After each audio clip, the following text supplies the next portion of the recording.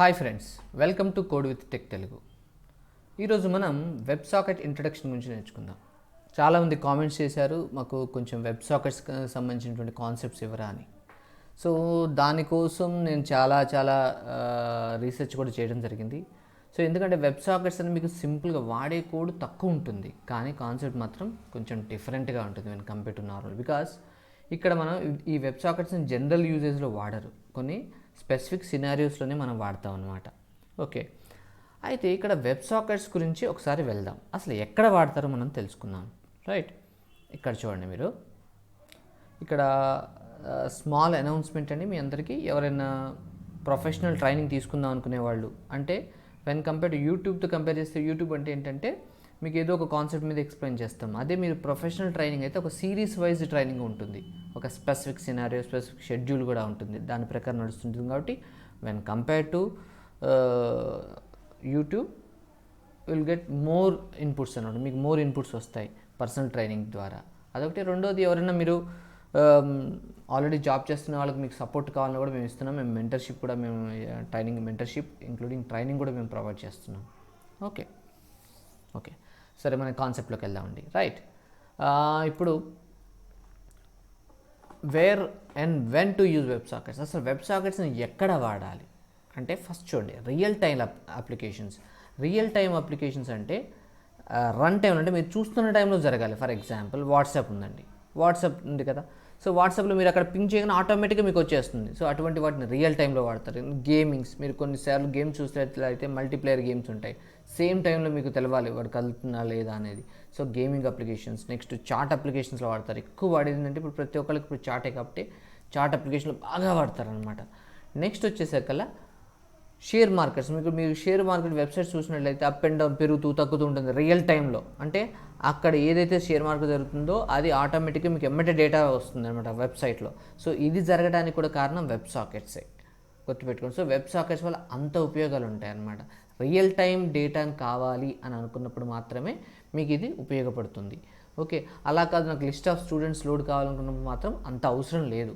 Okay, next topic చూద్దాం. అయితే ఇక్కడ మన అందరికీ తెలిసిన విషయం ఏంటంటే, ఇక్కడ చూడండి, హెచ్టిటిపి మన అందరికీ తెలుసు, కానీ ఇక్కడ web sockets, HTTP is different, web sockets is different.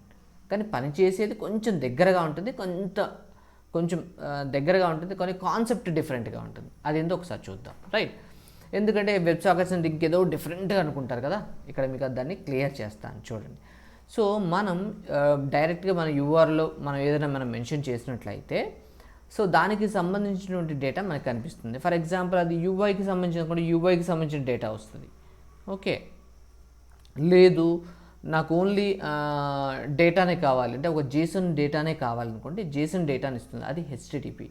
ఈ హెచ్టిటిపిలో జరిగే ప్రాసెస్ ఏంటంటే, ఇక్కడ చూడండి, మీకు ఇక్కడ బొమ్మలో, కింద బొమ్మలో చూడండి, ఇక్కడ ఒక్కొక్కసారి పెద్ద కుట్ చేసి చూపిస్తాను.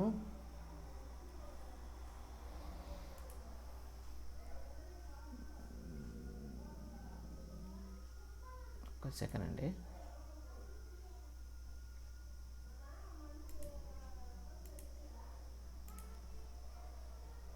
రైట్, ఇక్కడ చూడండి, మీకు కొంచెం పెద్దగా చేసి చూపిస్తే కనిపిస్తుందని. రైట్, చూడండి, ఇక్కడ మీరు ఇక్కడ గమనించినట్లయితే ఇది క్యాప్షన్స్.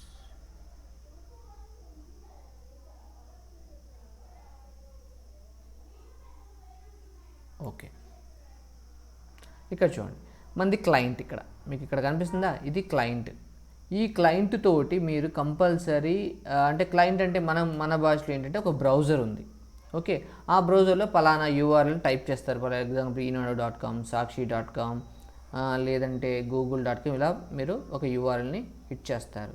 సో ఎప్పుడైతే హిట్ చేస్తారో అది వెళ్ళి ఏం చేస్తుంది, దానికి సంబంధించిన సర్వర్ని హిట్ చేస్తుంది. అంటే మీ దగ్గర నుంచి వచ్చింది రిక్వెస్ట్, సో సర్వర్ నుంచి మీకు వచ్చేది రెస్పాన్స్. గుర్తుపెట్టుకోండి, ఒక రిక్వెస్ట్కి ఒక రెస్పాన్స్ మీకు వస్తుందన్నమాట. అయితే ఇక్కడ జరిగే ప్రాసెస్ ఏంటంటే, అటువంటి వాటిని ఏమంటే హెచ్టిటిపి మెథడ్స్, అంటే వాటిని హెచ్టిటిపి ప్రోటోకాల్లో జరుగుతుంది ఇదనమాట.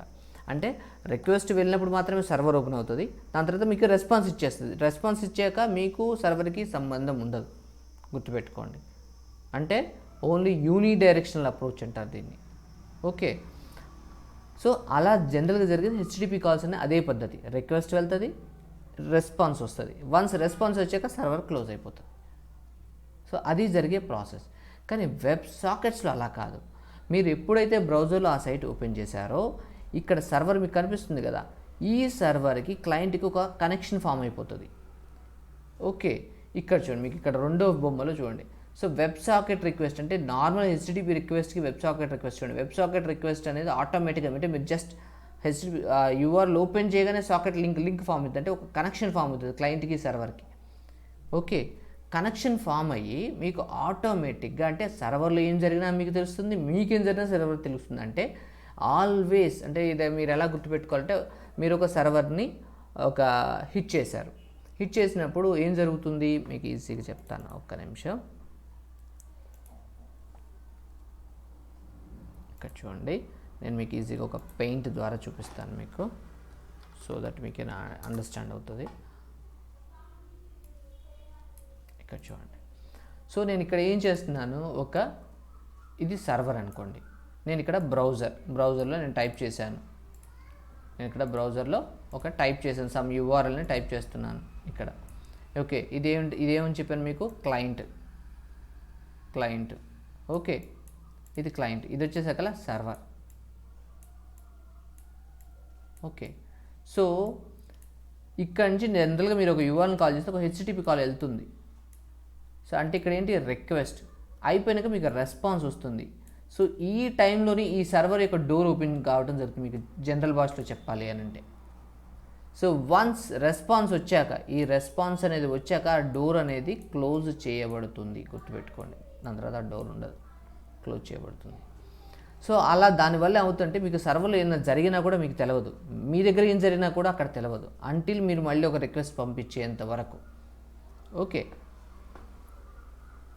కానీ అదే మీరు సాకెట్స్ వచ్చేసరికి అలా కాదు. సాకెట్స్ వచ్చేసరికి ఎలా పనిచేస్తాయంటే, మీరు వన్స్ ఒక యూఆర్ఎల్ని ఓపెన్ చేస్తే ఆటోమేటిక్గా క్లయింట్ టు ఒక సర్వర్ ఒక కనెక్షన్ ఫామ్ అవుతుంది.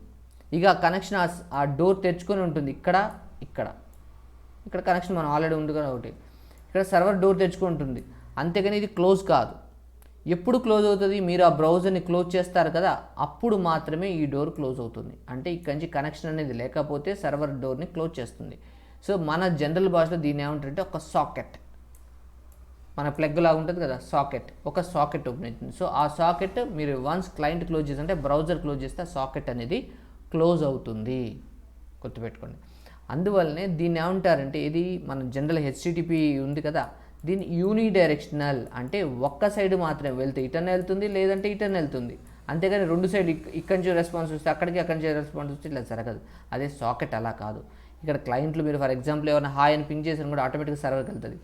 సపోజ్ ఇంకొక క్లయింట్ ఉంటాడు, సపోజ్ మీ ఫ్రెండ్ ఉంటాడు వేరే బ్రౌజర్లో, హౌ ఆర్ యూ అన్నాడు అనుకోండి, మళ్ళీ ఇక్కడ సర్వర్కి వెళ్తుంది, వెళ్ళి ఆ సర్వర్ నుంచి మీకు కూడా పంపిస్తుంది. అంటే ఈ సర్వర్లో ఏం జరిగినా కూడా మీకు తెలుస్తుంది, మీరేమైనా చేసినా కూడా సర్వర్కి తెలుస్తుంది.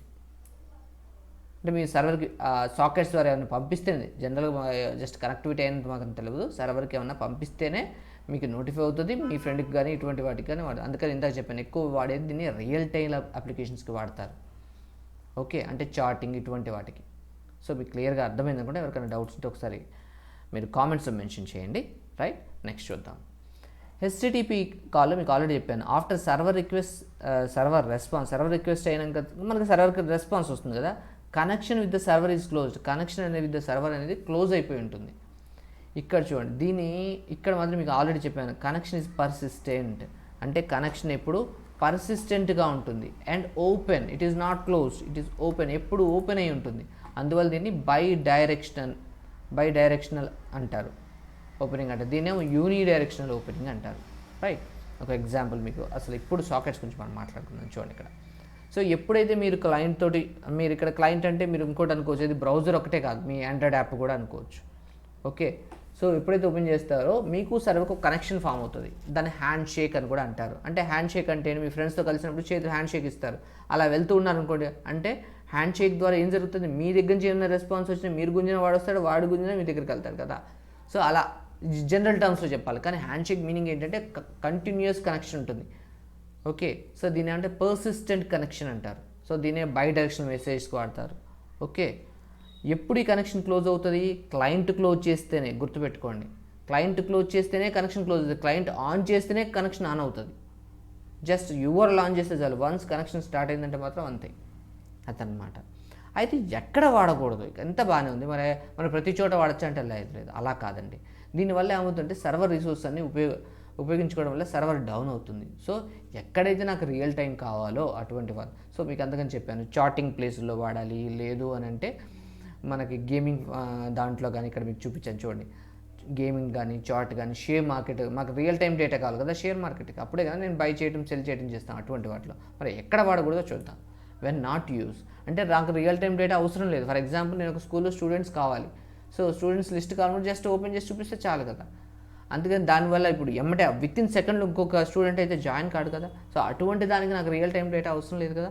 సో అటువంటి టైంలో మీరు రెస్ట్ఫుల్ సర్వీసెస్ వాడుకోండి, అది ఈజీగా ఉంటుంది. ఓకే, సో మీకు ఈ వీడియో నచ్చింది అనుకుంటాను. ఎవరికైనా ఏమైనా డౌట్స్ ఉన్నట్లయితే వెబ్ సాకెట్స్ మీద ఒకసారి కింద కామెంట్స్లో మెన్షన్ చేయండి దయచేసి. సో దట్ మీకు ఇంకేమైనా డీటెయిల్స్ ఉన్నా కానీ మీకు నెక్స్ట్ వీడియోస్లో ప్రొవైడ్ చేస్తాను. ఏ విధమైన డౌట్స్ ఉన్నా మాత్రం please comment and please like and share, and me friends కూడా కొంచెం షేర్ చేయండి. దానివల్ల మీకు ఈ ఛానల్ కొంచెం సపోర్ట్ చేసినట్టుగా అవుతుంది. Okay, thanks for seeing this video. Signing off, code with tech Telugu.